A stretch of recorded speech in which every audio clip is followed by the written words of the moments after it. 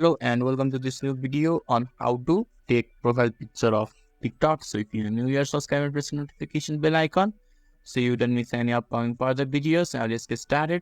So firstly, you need to go to the search bar, and when you are in the search bar, just type TikTok and press enter in the keyboard. After that, the TikTok application will be opened, and you can look on the left hand side.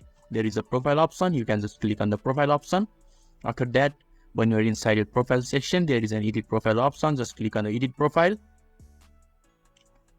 and here is where you can edit your profile, like username, profile photo, name and bio. In order to edit your profile photo, you can just click on your photo or the pencil icon that is on the profile photo.